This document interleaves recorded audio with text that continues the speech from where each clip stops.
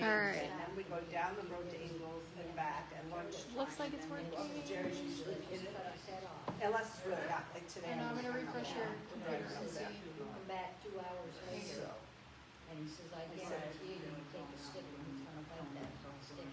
Yesterday, I'm only, like I say, every 10 to 15 minutes, I went in and sat, That ain't water. true. Yeah, it looks like your computer's not So it's like, stable. Mama, I have the zero turn. I said, I know, Doug, but you have too much on your plate right now. Well, that's what Dumb. happened. It's got his business. 2 or 5 years later. So, I can't tell if anybody's watching or not, but if somebody's watching, can you like give a thumbs up or something so that I know it's working? Okay, so, oh no, it came back. Okay, somebody is there. Whoever's watching, we're having a little bit of issue with the internet, so hopefully it holds out. I don't know if you can hear us or not. I have peristalsis. Pictures of the farmer. My esophagus does not allow me You to got swallow. cider, Right. they can go to how old is she? And so they're going to look at the hernia and everything. It looks like it's, hopefully it stays working. That's a lot of fun to go to. Does Mindful for this weekend have like a big deal going on, like a wildlife festival? No. Not doing very much. yeah, it's just they take a lot out of you. Oh, there we go. It is working. I mean, yesterday I go sleep on the couch. Yay. I helped Jerry get the pool Okay. covered and after I mowed, before Doug got there. Did you get in there Do we with see me? one of those? 10 o'clock on Yes. Monday. I'll be there. Patty will be there. Boards, I think board was 10 or 11. You can always go to the. Good evening, everyone. Sorry for the delay. We lost our internet there. A miniature golf there. Boys Museum or the Arboretum. Can you just like this post if you're watching us on Facebook and you can hear us?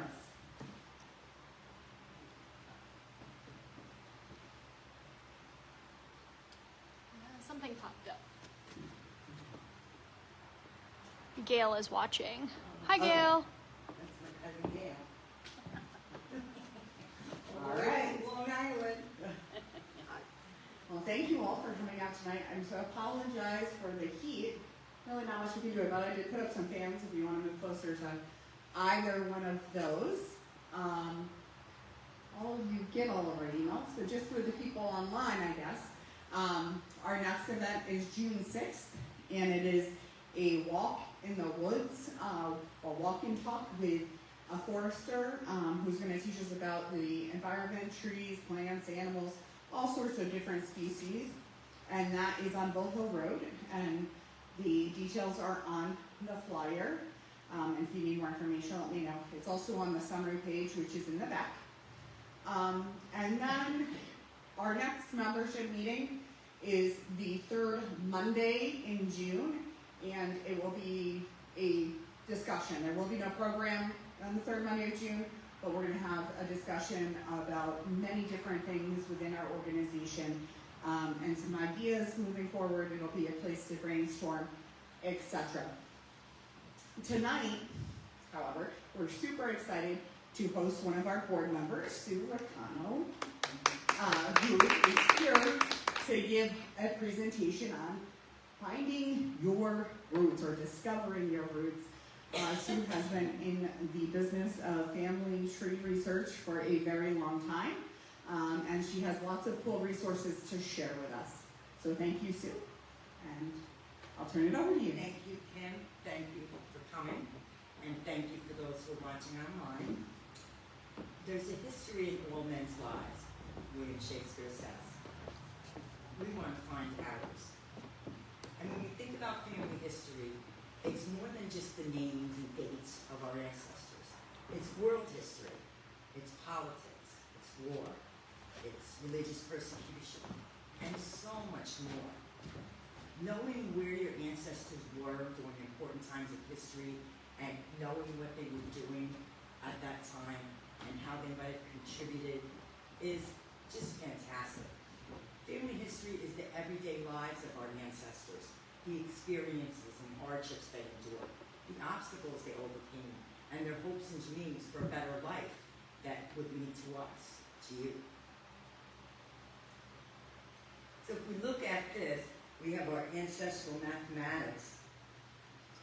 And if you look at it, you'll see that every successive generation, the number of ancestors we have doubles. So if you take a look, you've got obviously your grandparents and your great-grandparents all the way down to when you get to about 400 years of your family's history, you would have 4,094 parents and grandparents. And so that's not even including all the aunts and uncles, the other children of these families, and their children, all your cousins in ancestry. So when you think about it, there's a lot of people that we're related to. How many of you have ever done your family history? Okay, a couple. We have a few. It's a very exciting hobby. It can become an obsession, but certainly worthwhile. So when you want to find out about your family history, you're definitely going to become a detective, a researcher, a super sleuth, and an archivist. And you really would like to have one of these nice magnifying glasses, because when you print out documents, sometimes they're very small, and you need to look really closely. In the year 2000, a very good friend and co-worker of mine, Marie, hi Marie, I don't know if you're watching, but Marie said to me, give me the names of your grandparents and I'll research your ancestors. Well, I was immediately hooked. I found it fascinating to know where my family was and what my ancestors were doing and things that happened during their lifetime, and then being able to find documents that demonstrated their milestones in their lives. I will admit you'll be in danger of becoming obsessed, but it is a worthwhile endeavor. So where to begin? What are the sources of information for researching your family history? There are many resources for genealogy. Some are free, others require membership. In this presentation, we'll look at a variety of the types of documents that are available, and we'll look at some samples too. Family. Talk to your family. Ask your grandparents or the oldest person in your family what are their grandparents' names. And obviously, many of us are older, so we know who our grandparents are, and we can use that to search back. This here is my father's maternal grandfather, John Bush, and his father came from Germany, and with his son, William Bush, my grandmother's uncle. Family Bibles are another valuable resource of family history. This is the Sweezy Robinson Lawrence Family Bible, and I just love to look at some of the old writing, and you can see here it's presented to Jarvis A. Robinson by Mrs. Caroline Thompson when I am done with it. And so just to get to see like your third grade grandparents writing it, it's exciting. And you can see that it ranges, this is just one page, it ranges from 1810 to 1956 in this Bible. Religious records. Religious records are an awesome resource for finding your family history. But as there are many different denominations and religions and churches that people belong to, it's helpful if you know what religion your family was so that you can zero in on your research. There are numerous organizations that offer information to church records, and researching can then lead you to more information for further research. Here we have the records of the Reformed Dutch Church of Albany, and certainly knowing a bit of history is helpful for researching your family. Protestantism remained the dominant religion in the early period, but this is just one source. And something to remember too is that not all the people who went to this church were Dutch. That during the early period there weren't a lot of different denominations available, so you might find people who were not Dutch going to the Dutch Reformed Church. And that's because there there weren't as many different denominations available at the time. This is the records of the Society of Friends, the Quakers, and they were plentiful in New England, in New York, New Jersey, and Pennsylvania. The Quaker Society became widespread in the 18th and 19th century, and they produced all sorts of documents, including membership lists, meeting minutes, marriages, births, baptisms, and it's interesting, if you read some of the meeting minutes, it would be unusual to find someone that listed them as out of meeting. And that could mean that they moved, they relocated, or even more interesting, you might find where it says that someone was disowned. And that might mean that they married outside the faith, they were drinking, or they had dishonest business practices, something that made them sort of evil, right? So they were disowned. So you might descend from a rebel. You never know.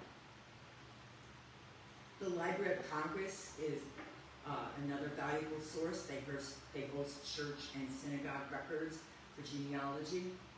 And of course, Christianity remains the dominant faith in the U.S., with 62% identifying as Christian. Protestantism remained the dominant faith in colonies during the early period. In March 1634, Maryland was established for Catholics, although Catholics remained a minority in what was to become the United States. Until the 19th century, I should say, when more immigrants from Italy and Southern Europe came and brought Catholicism with them to America in large numbers. Today, 27% of people identify as Catholic, while only, in contrast, 2.4 identify as Jewish. And as time went on, more congregations were established, and here we have the 1825 White Plains Presbyterian Church marriage record of Ophelia Dean and James Dean. And I know my cousin Gail's looking at this because this is the first document that I found almost 25 years ago. And this was from a church record. So you'll find that when you find those documents that are about your family in particular, it's exciting. Here we have the 1902 baptism of Regina Helwig Kruger, and this is Debbie Hill's paternal grandmother in Transylvania, Romania. One issue, and it's a beautiful document as you can see, but one issue that we often find is that we're coming up with a foreign language, and so it might make it difficult to translate. Just a cursory look at some of the words in this document. I wasn't able to translate it fully. I was able to figure out that over here, this Anmerfugen, it means notes, so we could find out maybe some notes about the family. Certainly, we would imagine that it would have the names of the parents and the dates of the child and the name of the child. Something that you want to keep in mind is that if you're going to be working with foreign languages, you'll want to get a good dictionary for the language. I know everything is online these days, but books are sometimes more helpful to have a really good dictionary and other specific language books. Learning a new language could be in your future.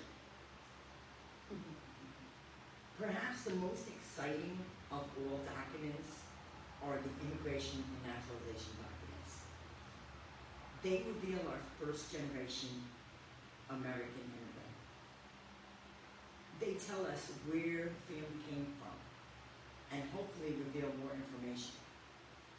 Immigrants should be considered adventurous and brave. There are a variety of factors that we call push-pull factors that encourage people to migrate or immigrate to another place. Those factors would be religious persecution, war, political turmoil, and economic despair. And those factors pushed many people to flee. While the pull factors are the opposite. Religious and political freedom, and then economic opportunity. One fact to consider when you're doing your family history is just because a person came from a certain place does not necessarily mean that they were citizens, residents, or subjects of that place. Those who came from Europe had to go to various ports in different countries, and it depended on where they went to disembark to America. What's more, perhaps your ancestors moved in the distant past, and that move to another country, for whatever reason, did not make it into your known family history. So meanwhile, 200 years before, some family moved from Ireland to England, and then they think they're English, and then when they do their DNA, they find out they're Irish. So these things do happen. Knowing that national origin and ethnicity are not always the same. But of course, knowing different things about history, again, history pops in. War and imperialism, and different reasons for people to be displaced can lead to more information. And of course, a DNA test can provide more concrete evidence of national origin and ethnicity. In my opinion, the earliest immigrants to America are among the bravest and most adventurous. Imagine embarking on a journey that few had taken before, across the sea that could take weeks or months, arriving not to a thriving city, but to a vast wilderness, devoid of any conveniences or securities of the place you had left behind. The period from 1620 to 1640 is known as the Great Migration, and that's the time when many English, as many as 20 to 80,000 English came to New England, escaping religious persecution under the rule of Charles I and his dissolution of Parliament and his persecution of Puritans. So here we see again, history is popping up. Here we see a manifest for the ship, the Planter, that departed London, arriving in Boston after a journey of 8 weeks in June 1635. And if we were to look really closely here, we could see John Lawrence, William Lawrence, Mary Lawrence. These are my first immigrant ancestors, and my cousin Gail too. So we're very proud of this. And it makes it exciting to be able to trace your family like this. There are many historical societies and groups, for example, the Mayflower Society, and also the New England Historic Genealogical Society. They provide a lot of information and books and information on early New England. In this early period, many immigrants arrived, and there was no official immigration authority. People just arrived. The New England colonies were primarily founded for religious dissenters and religious freedom, while the South, the middle colonies and the South were more founded for economic purposes based on joint stock companies. And so we see that many people would travel here as indentured servants and then repay their payment as their service for a period of years. If people could get here, they joined thousands of people that came before them and built lives for themselves in their new home. After independence, the United States continued to attract immigrants. Here we see a declaration for Edward Cassidy in November 1852, coming from Ireland.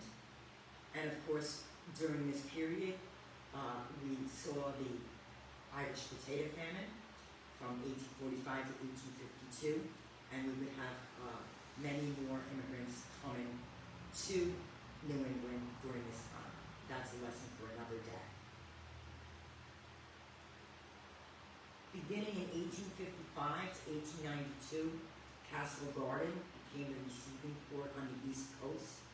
Prior to this time, immigrants arrived at various ports throughout the Northeast. The largest group that came through this area was the Germans, followed by Irish, English, Swedish, Italian, Scottish, Russians, Norwegian, Swiss, and French. Today, about 20% of Americans can trace their ancestry to a person who came through Castle Garden.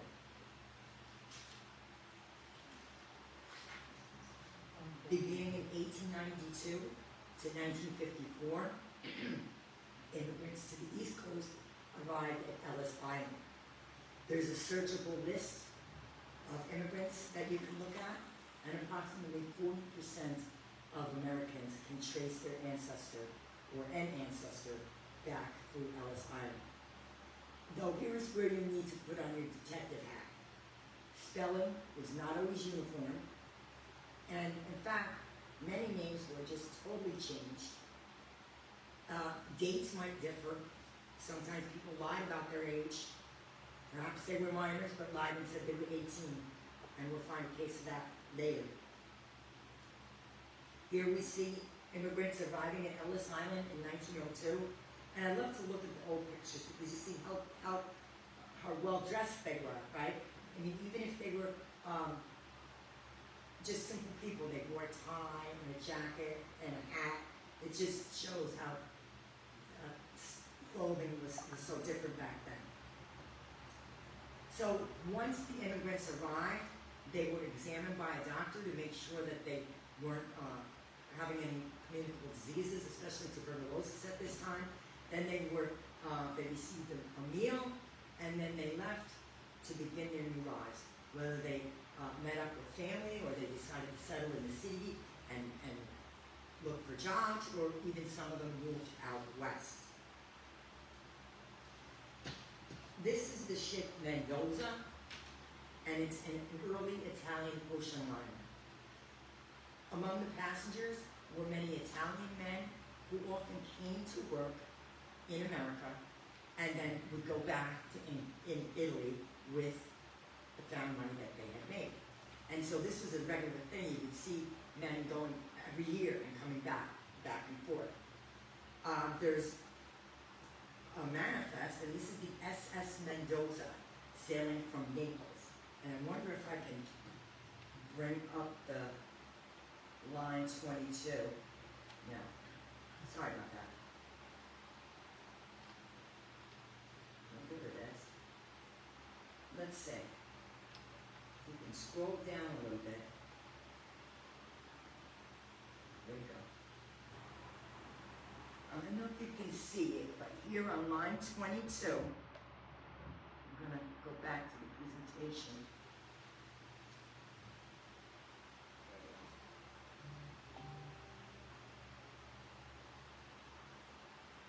Well, anyway, you can take my word for it.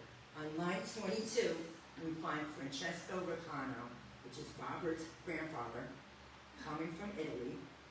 And of course, he says he's 18, but then later, when we visited his grave like 100 years later, we found out he must have lied or it was a mistake because it showed he would have been 16 based on his date of birth on his gravestone.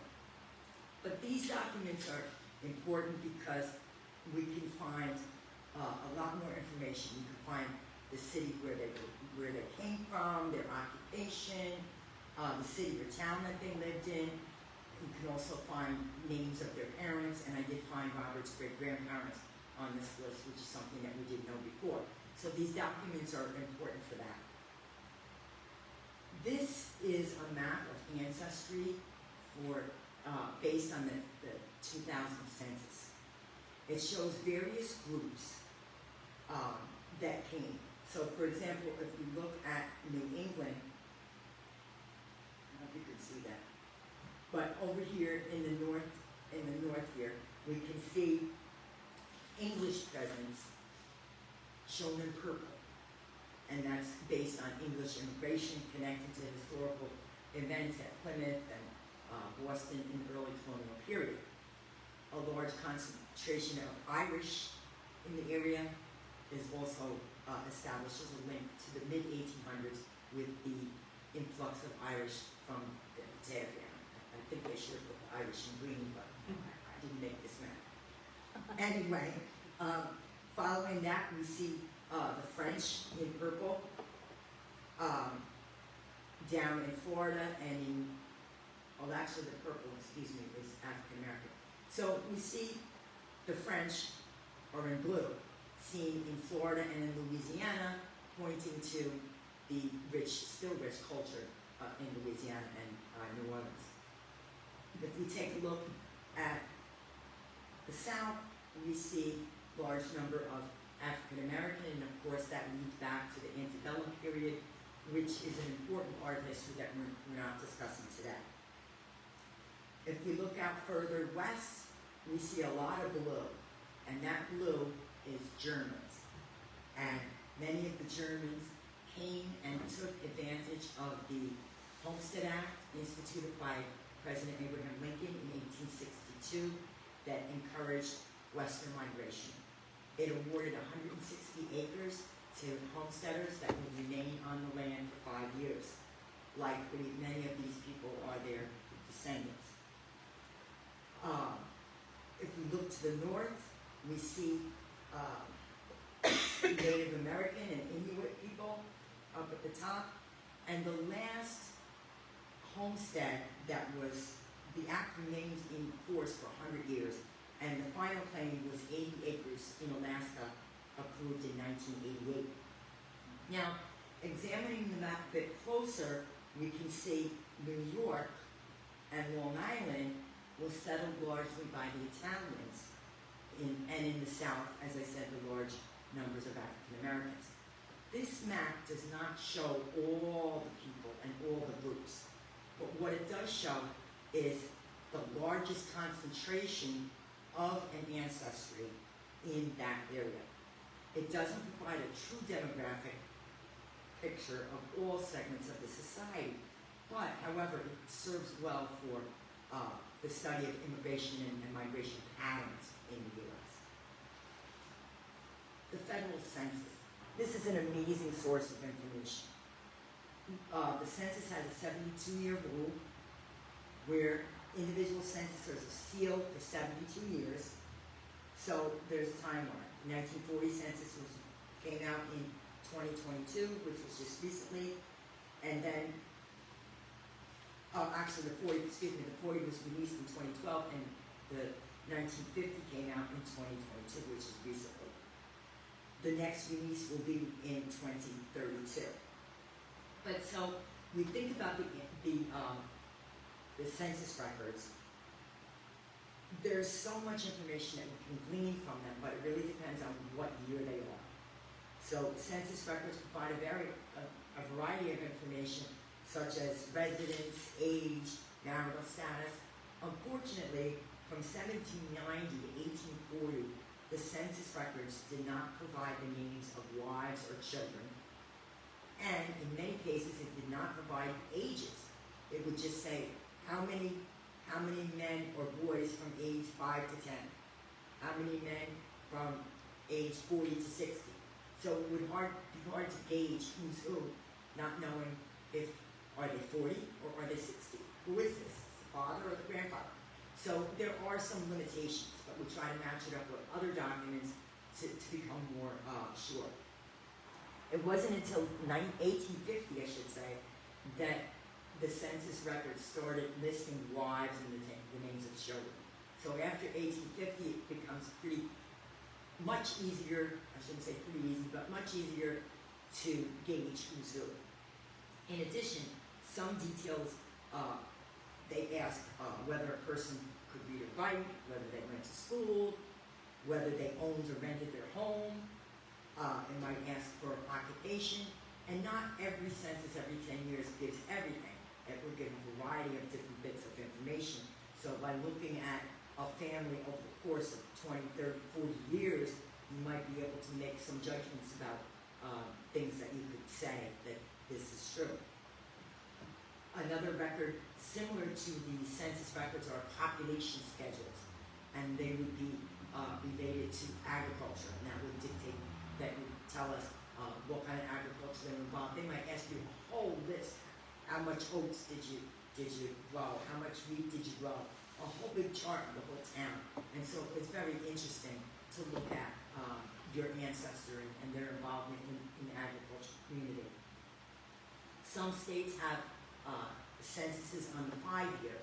So, for example, you would have the 1855 record of New York. That's helpful to gauge movements and births that happen in between the federal censuses. A note about age, though, sometimes if the census is taken in April and the person asks, sometimes the census might say age at last birthday, and their birthday's almost there, and then they say their age, but then a week or 2 weeks, 3 weeks later, that age is a year old. So when you're working with census records, you want to try to give yourself a year or two leeway on either side, because, you know, sometimes it could be a little bit wonky there. Let's see. Here we have the 1800, 1810, and 1820 federal census records of our Revolutionary War veteran, Judah Lemon, that Kim mentioned and highlighted in our last newsletter. So I thought it would be interesting to look him up. And so if you take a look at this, you can see that it doesn't really give much information. Those columns there are those little things, ages 1 to 10, ages 20 to 30, ages 40 to 60. So it's hard to find out a lot of information. And something else that we would notice is the spelling, right? Look how it's gone from Lannon to Lemon to Lehman. And if we look at his headstone, it's a different spelling. But spelling was not uniform at this time. Many people could not read or write. So when someone said their name, the person, the enumerator of the record, would write down the way they thought it was spelled. And even sometimes in families, they use different spellings. So if you see something that the spelling looks a little bit off, don't discount it right away. Use other information to verify whether it is truly the same person, and that this is the same person. Interestingly, the 1930 census asked if people had radio. And I found this most exciting because I would think about imagining my ancestors listening to one of those radio shows that were so fun, or listening to music and jazz. It makes you feel like that connection to what they listen to, right? By the start of the decade, 12 million households had a radio. But by 1939, that number had swelled to 28 million.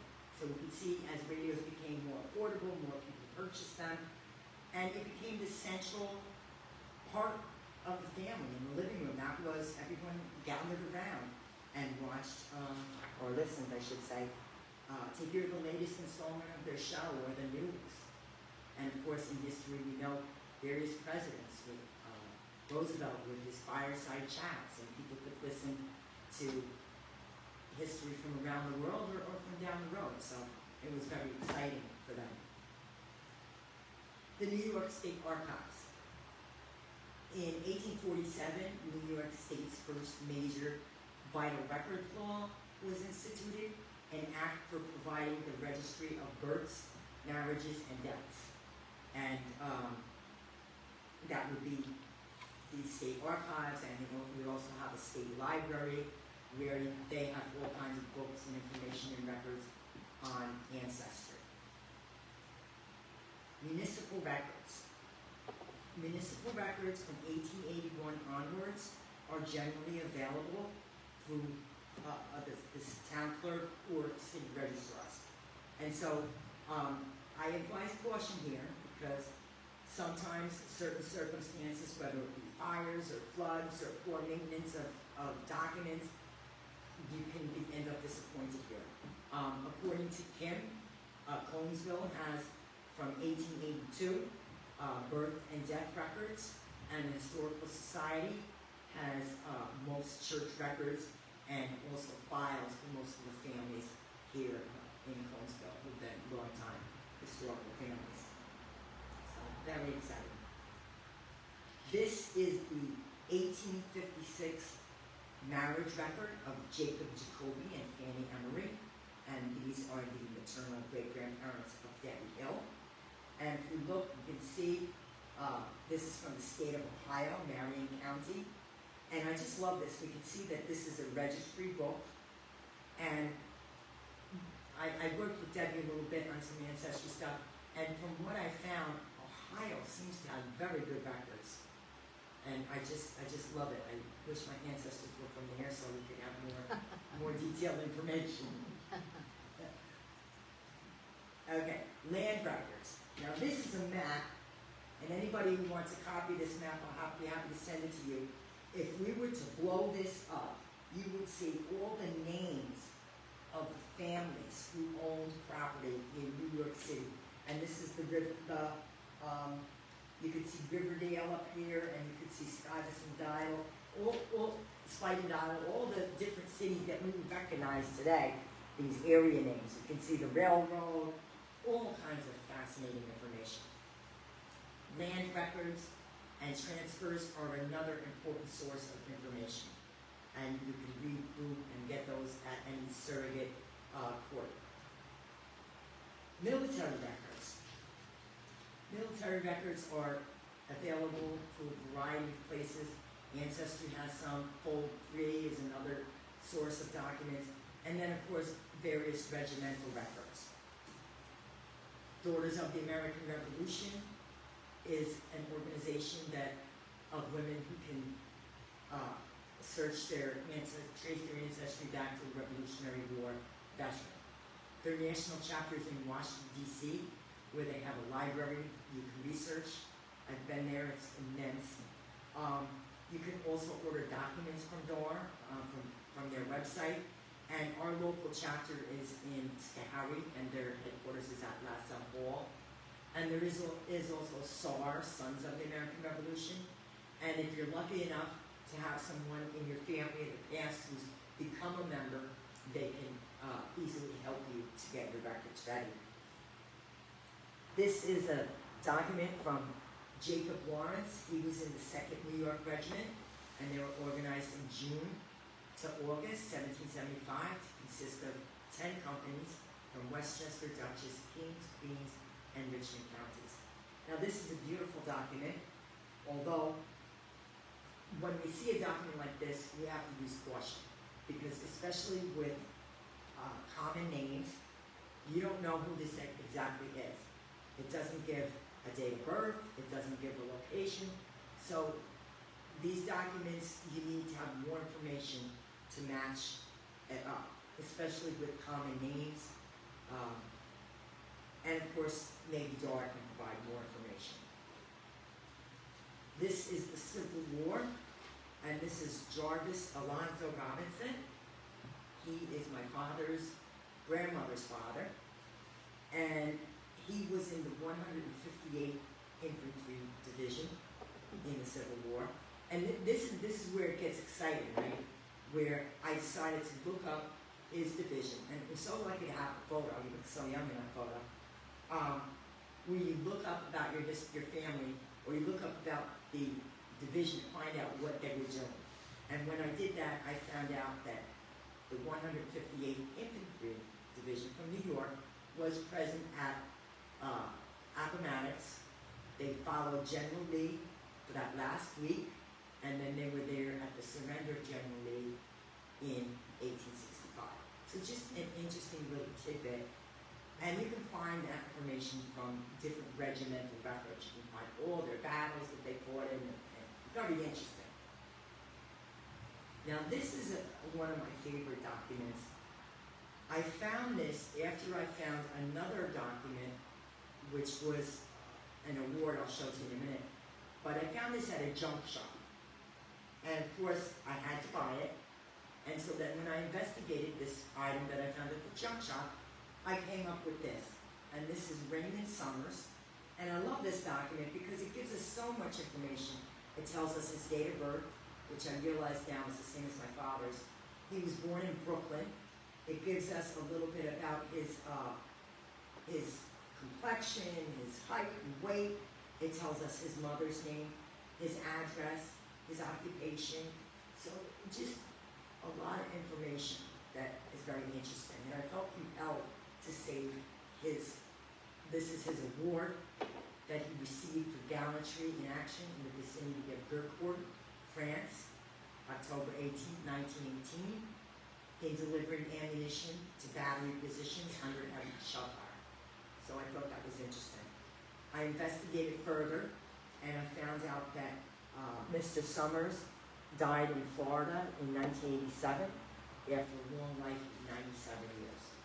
And I tried to find his family, but I wasn't able to find it. This is a World War II registration card for Debbie Hill's father. And I love these cards. Now, even though Debbie's father did not serve in World War II, because of his age and the date at that time, all young men were required to sign up for registration. So if we look at this, we see Henry George Kruger. We can see his address. We can see his date of birth, his father's name. We can see where he works. And of course, as I said, he did not serve in World War II, but he did later serve in the Korean War as the head of a hospital in Washington at the Air Force Base Moses Lake, and he was an obstetrician, and he was the medical director at the base. And it's just interesting because you can look and see exactly what he was doing. So fascinating. And he did serve there from 1950 to 1953. Wills. Wills are perhaps the most important part of family history.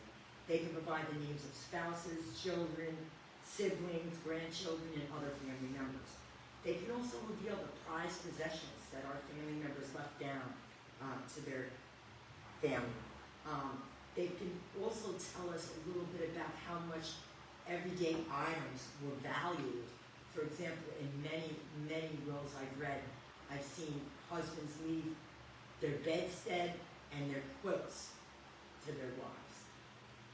And I've also seen husbands leave their mother's wearing clothes to their daughters. Things that we would probably just get rid of, but that were just so valuable. And if you're lucky, you might find an inventory of goods. Often they would do an inventory and they'd price out everything. And you'd be amazed, like, how low things seemed. But of course, you have to calculate the money was different back then. But, you know, when I see a cow that goes for $2, it kind of, I'm like, wow, really? But that was the way the money was then. So if you do find that inventory, you'll be able to see all the goods owned by the deceased, and it'll give you a picture of their lives. Records that executors would use to settle the final expenses, to pay off any debts that were owed, or to collect any money that was owed to the deceased. That will provide a picture of their, not only their material possessions, but their engagement in the economic community. Okay? This is the will cover of James Lawrence, my ancestor, and this is from 1837, and it shows here state of New York, county of Westchester, and the city of Rye. Okay? And of course, here we see the 1893 will of Jacob Jacoby, Debbie Hill's maternal great-grandfather. And what I find so fascinating, and I think that this was probably copied from a document into this booklet, and that's the way they did things. They would sometimes copy documents into a book. This handwriting is very easy to read, but one thing that you might find when you're working older documents is the hand isn't always easy to read. So it might take a little bit of training, and there are websites and things that can help you. But what I find fascinating is here is it lists all the names of his family. It tells some of their ages and then their relationship, and even their addresses. So a document like this would be very valuable to be able to go out and search for more information about this family. Burial and cemetery records. Obviously, burial and cemetery records show us where our ancestors are, where they're buried. There's a website called Find a Grave that can give you even more information.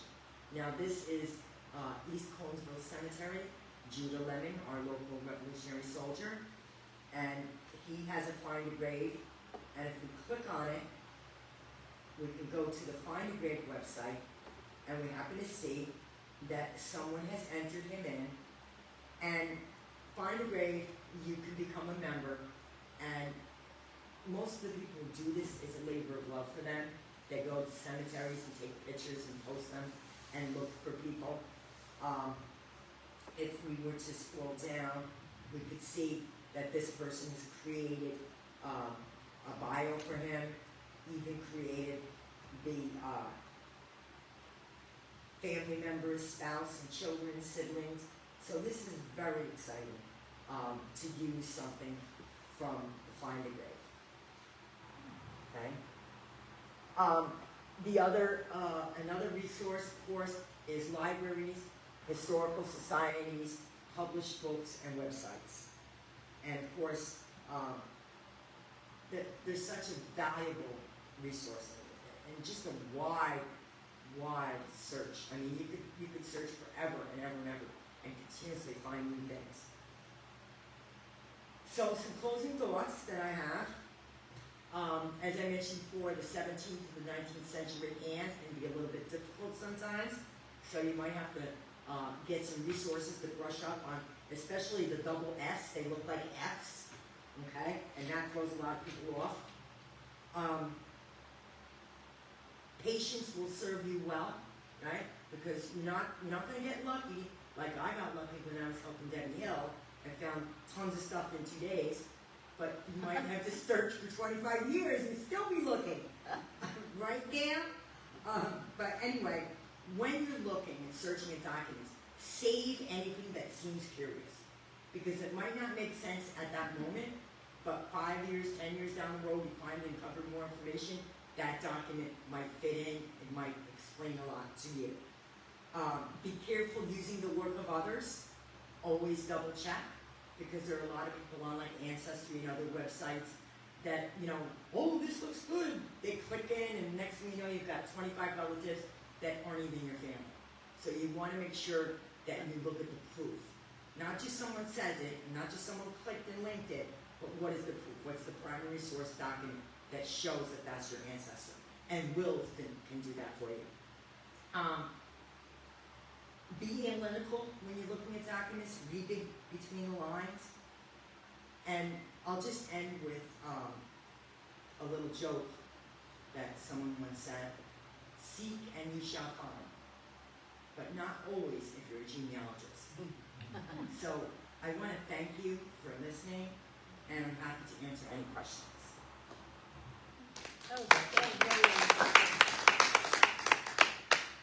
Thank you.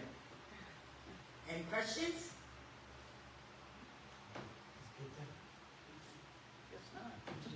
Job. Huh? Which is a very thorough job. Well, Yeah, thank you. excellent. Thank you. Thank you for joining us. And I have some little websites here that can print it out for us. And I'll give that out to you. And we are thinking of having a family history workshop, so stay tuned for future developments on that. Maybe we'll have like, bagels and coffee and training, and then we'll do it as a fundraiser for the Historical Society. And don't forget, we have the beautiful backpack. Let me show that. The beautiful backpack created by Margot, who is a local artist, and she's donated that to us for the 250th. And it has a lunchbox and a backpack, a pencil case. Thank you. Thank you. Thank you. Excellent job.